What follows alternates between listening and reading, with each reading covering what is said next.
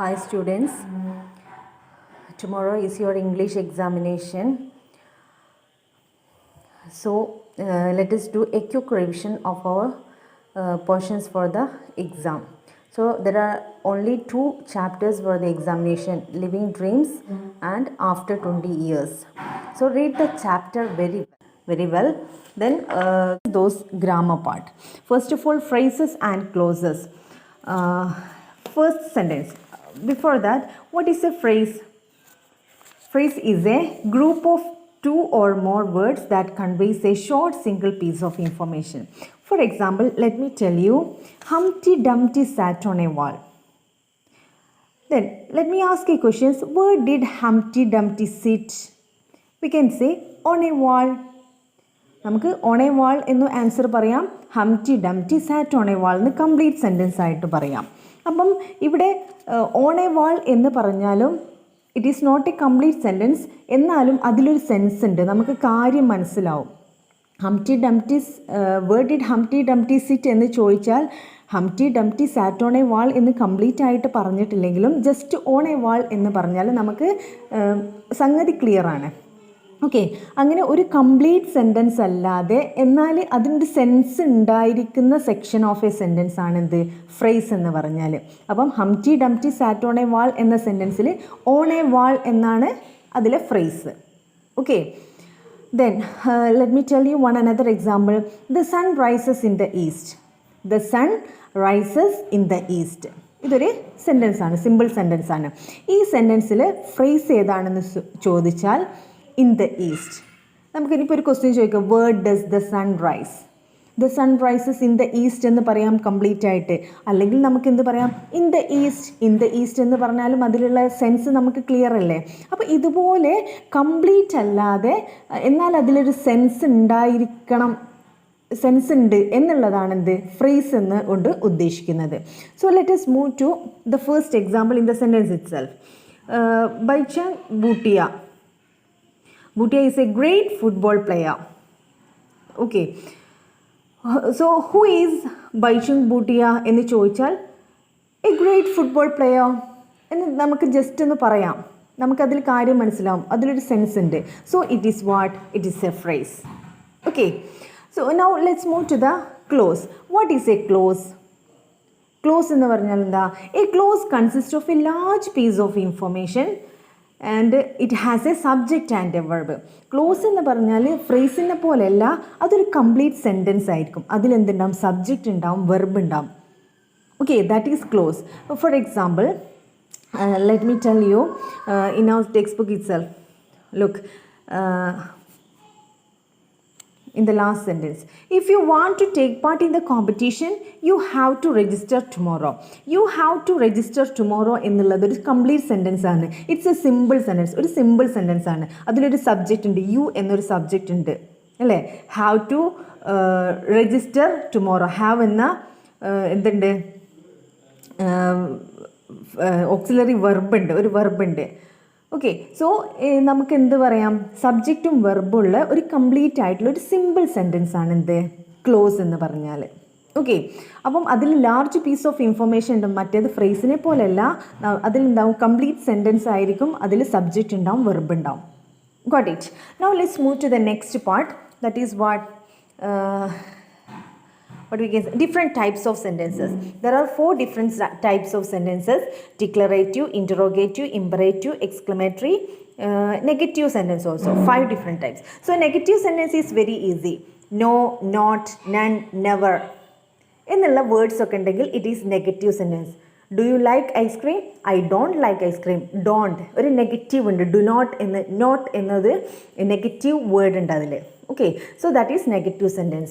Then regarding declarative sentence, simple giving information, simple sentences, ഒരു അല്ലെങ്കിൽ ഒരു സ്റ്റേറ്റ്മെൻറ്റ്, ഇതാണിത്. നമ്മൾ നോർമൽ സെൻറ്റൻസ് ആണിത് ഡിക്ലറേറ്റീവ് സെൻറ്റൻസ്.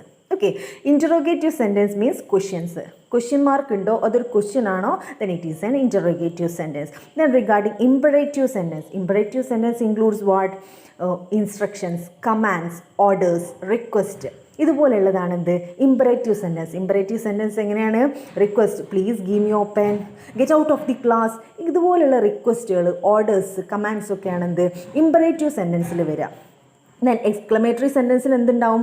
ലാസ്റ്റിലൊരു എക്സ്ക്ലമേഷൻ മാർക്ക് ഉണ്ടാവും. നമുക്ക് എന്തെങ്കിലും അത്ഭുതപ്പെട്ട് അല്ലെങ്കിൽ പേടിക്കുമ്പം അങ്ങനെയൊക്കെയുള്ള സന്ദർഭങ്ങളിൽ നമ്മൾ അത് എക്സ്പ്രസ് ചെയ്യാൻ വേണ്ടി ഉപയോഗിക്കും. വാവ്, ഹുറേ, അലാസ്, അല്ലെങ്കിൽ വാട്ട് എ വണ്ടർഫുൾ സീൻ. ഇതുപോലെ നമ്മൾ we can say express our feelings and emotions. ഇതൊക്കെ എക്സ്പ്രസ് ചെയ്യാൻ വേണ്ടിയിട്ടാണ് exclamatory sentence use. Now the next one, here binomial expressions, meanings are given here, clean. What is the binomial expression used here? Spick and span. In the same way, all the meanings are given in the bracket. You have to learn all those binomial expression, go through all these grammar part. Then regarding after 20 years, my dear students, read this chapter very well. You must know about the content of the chapter. What is the summary of this chapter? It's very easy to understand. Read it. Now let us discuss main clause and subordinate clause. Look, what is main clause? Main clause എന്ന് പറഞ്ഞാൽ independent clause ആണ്, സ്വതന്ത്രമായ clause. എന്ന് വെച്ചാൽ it expresses a complete thought that makes complete sense by itself. അത് സ്വയം തന്നെ അതൊരു കംപ്ലീറ്റ് സെൻറ്റൻസ് ആയിരിക്കും. അതിന് വേറെ ആരെയും ആശ്രയിക്കേണ്ട, അതിന് വേറെ ആരെയും ഡിപ്പെൻഡ് ചെയ്യേണ്ട ആവശ്യമില്ല. അങ്ങനത്തെ ക്ലോസുകളാണ് മെയിൻ ക്ലോസ് എന്ന് പറയാം. എന്ന് വെച്ചാൽ she was 10 years old when she moved to Chennai. ഇവിടെ ഈ സർക്കിൾ ചെയ്ത ഷീ വാസ് 10 years old, ഇത് തന്നെ ഒരു കംപ്ലീറ്റ് സെൻറ്റൻസ് ആണ് അല്ലേ? She was 10 years old. പക്ഷേ എന്താണ് പറഞ്ഞത്? അത് സ്വതന്ത്രമാണ്, അതിനാരെയും ഡിപ്പെൻഡ് ചെയ്യേണ്ട ആവശ്യമില്ല, അത് സ്വയം തന്നെ ഇൻഡിപെൻഡൻ്റ് ആണ്, കംപ്ലീറ്റ് സെൻറ്റൻസ് ആണ്. എന്നാൽ look at this sentence, when she moved to Chennai. When she moved to Chennai, ഇതൊരു കംപ്ലീറ്റ് സെൻറ്റൻസ് അല്ല. ഇതിന് ആരൊക്കെയോ ഡിപ്പെൻഡ് ചെയ്യേണ്ടതായിട്ടുണ്ട് ഇത് കംപ്ലീറ്റ് ആവണമെങ്കിൽ, ഇത് മീനിങ് ഫുൾ ആവണമെങ്കിൽ. For example, I tell you, you can go. It's A complete sentence അല്ലേ? ഒരു മീനിങ് ഫുൾ ആയ സെൻറ്റൻസ് ആണ്, യു ക്യാൻ ഗോ. ഇനി let me tell U, wherever you like. Wherever you like അതൊരു complete ആണോ? അല്ലല്ലോ.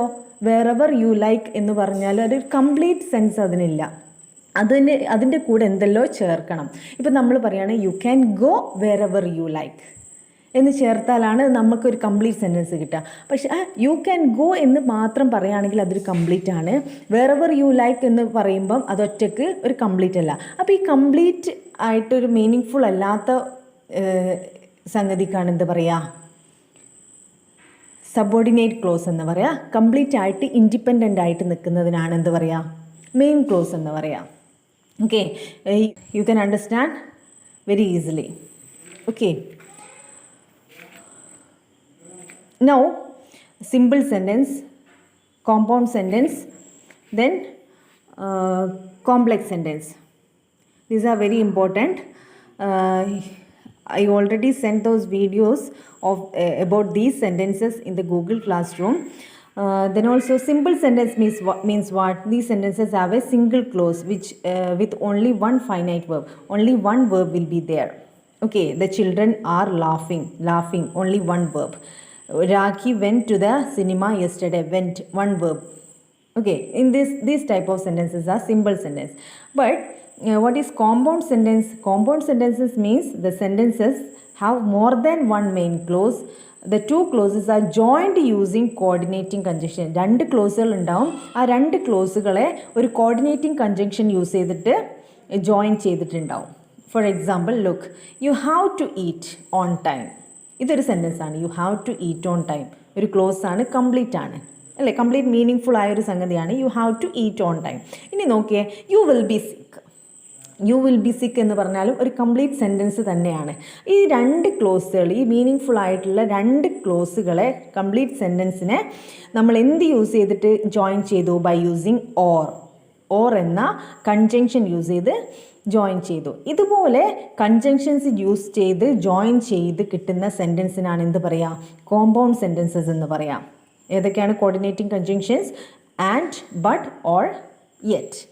Okay, but complex sentence. What is complex sentence? Complex sentences have a main clause and a subordinate close.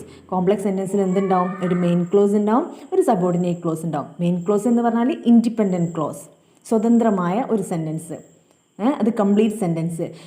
Subordinate close എന്ന് പറഞ്ഞാൽ dependent close, അതിന് ഒരാളെ depend ചെയ്യണം, വേറൊരു സെൻറ്റൻസിനെ depend ചെയ്യണം അത് കംപ്ലീറ്റ് ആവണമെങ്കിൽ. Okay, these are joined using subordinating conjunctions like. ഇത് ഈ രണ്ട് ക്ലോസുകളും സബോർഡിനേറ്റിംഗ് കൺജങ്ഷൻസ് യൂസ് ചെയ്തിട്ട് ജോയിൻ ചെയ്തിട്ടുണ്ടാവും. അങ്ങനത്തെ സെൻറ്റൻസിനാണ് കോംപ്ലക്സ് സെൻറ്റൻസ് എന്ന് പറയുക. Look here, which are the subordinating conjunctions? After, although, as, because, before, even though. ഇതുപോലെയുള്ള സബോർഡിനേറ്റിംഗ് കൺജങ്ഷൻസ് യൂസ് ചെയ്തിട്ട് ജോയിൻ ചെയ്ത സെൻറ്റൻസുകളാണ് എന്ത് പറയുക? Complex sentence. Look here, she opened the door when the bell rang. She opened the door എന്നുള്ളത് എന്താണ്? Main clause ആണ്, dependent clause ആണ്, ഇൻഡിപെൻഡൻറ്റ് ക്ലോസ് ആണ്. ഷീ ഓപ്പൺഡ് ദ ഡോർ എന്നതൊരു കംപ്ലീറ്റ് സെൻറ്റൻസ് ആണ്, ഇൻഡിപെൻഡൻറ്റ് ക്ലോസ് ആണ്, അല്ലേ? മെയിൻ ക്ലോസ് ആണ്. And look, the bell rang. Look here, okay, she opened the door, അതൊരു കംപ്ലീറ്റ് സെൻറ്റൻസ് ആണ്. Okay, this is a main clause. When the bell rang എന്ന് പറഞ്ഞാൽ എന്താണ്? It is a subordinate clause, ഒരു dependent clause ആണ്, meaning complete അല്ല. അപ്പോൾ ഒരു മെയിൻ ക്ലോസും ഒരു സബോർഡിനേറ്റ് ക്ലോസും കൂടെ ജോയിൻ ചെയ്താൽ നമുക്ക് എന്ത് കിട്ടും? It's a complex sentence by using when. Not only when, all the subordinating conjunctions we can use to make complex sentences. Okay, now let us look what is noun clause. Noun clause എന്ന് പറഞ്ഞാൽ നൗണിൻ്റെ function ചെയ്യുന്ന dependent ക്ലോസിനാണ് എന്ത് പറയുക? Noun close എന്ന് പറയാം. Okay, ഇത് ശരിക്കും എന്താണ് ഫങ്ഷൻ? എന്തിൻ്റെ ഫങ്ഷനാണ് ഇവർ ചെയ്യുന്നത്? നൗണിൻ്റെ ഫങ്ഷനാണ് നൗൺ ക്ലോസ് ചെയ്യുന്നത്. വാട്ട് മൈ ഫാദർ സെഡ്, ഇതൊരു ഡിപ്പെൻഡൻറ്റ് ക്ലോസ് ആണ്, ഇതൊരു കംപ്ലീറ്റ് സെൻറ്റൻസ് അല്ലല്ലോ, മീനിങ് ഫുൾ സെൻറ്റൻസ് അല്ലല്ലോ, ഇതൊരു ഡിപ്പെൻഡൻറ്റ് ക്ലോസ് ആണ്.